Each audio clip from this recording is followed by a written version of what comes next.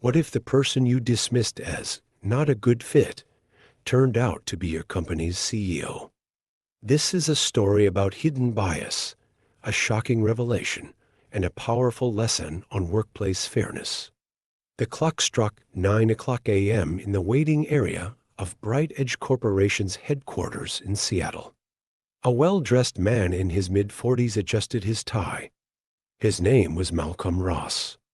He carried a portfolio that hinted at decades of experience, but no one knew he was no ordinary job seeker. Malcolm Ross was the CEO of Bright Edge Undercover to expose hidden bias in his company's hiring practices. Recently, whispers of discrimination in recruitment had reached Malcolm's ears. Instead of brushing them aside, he decided to investigate personally. Today, the interview wasn't just about assessing candidates, it was about uncovering the truth. A woman in a sharp gray suit stepped into the waiting area. Her nameplate read Miss Richardson, hiring manager. With a polite but cold demeanor, she invited Malcolm into the interview room. "Mr. Ross, correct?" she asked, extending her hand briefly before sitting down. "Yes, thank you for having me," Malcolm replied warmly. The interview began with typical questions about his resume, leadership roles, and project management experience. Malcolm answered confidently, sharing examples of how he had revitalized struggling companies. But as he spoke, he noticed Miss Richardson's subtle skepticism. Her responses grew shorter, her tone less welcoming.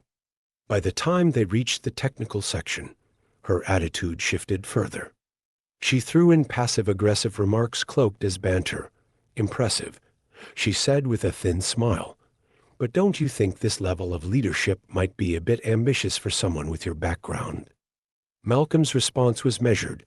"Strong leadership comes from diverse experiences and adaptability qualities I've demonstrated throughout my career." Her next question, however, cut deeper. "Do you think you'd fit into our culture? We're fast-paced, competitive, and have high standards." Malcolm recognized the implication but remained composed. "Every environment benefits from diverse perspectives," he replied with a polite smile.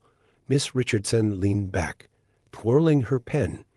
"You've had an interesting career," she remarked casually. "But I'm not sure it aligns with where we're heading as a company." Malcolm tilted his head slightly, seeking clarification. "Could you explain what you mean?"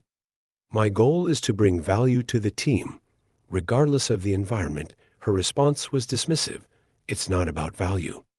It's about synergy. Sometimes even the most qualified candidates don't fit the vision we have." Her words hung heavy in the air. Malcolm saw through her thinly veiled bias. She closed his resume folder and ended the interview with a tight, dismissive smile. "Thank you for coming in, Mr. Ross. We'll be in touch if we decide to move forward." Instead of leaving, Malcolm leaned forward. "If qualifications and vision aren't what you're looking for, what is?" For a moment, her mask slipped. Her smile faltered, but she quickly regained composure. "As I said, it's about synergy," she repeated sharply.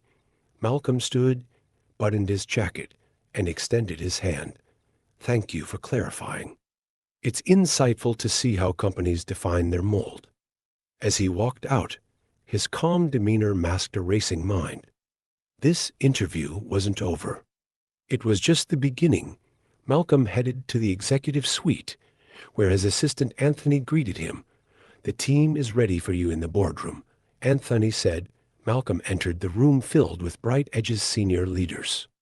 Sitting at the head of the table, he began. "Before we start today's agenda, I want to share an experience from one of our hiring processes. This morning, I interviewed as a candidate with one of our hiring managers, Miss Richardson." The room went silent as Malcolm detailed the interview, exposing Miss Richardson's bias and how it reflected a deeper cultural issue within the company. He distributed notes documenting his experience. "This isn't just about Miss Richardson," he continued. "It's about a system we've allowed to fester.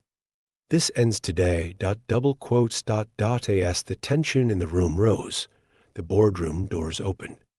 Miss Richardson entered, her confusion turning to dread as she saw Malcolm at the table's head. Miss Richardson, please take a seat, Malcolm said calmly.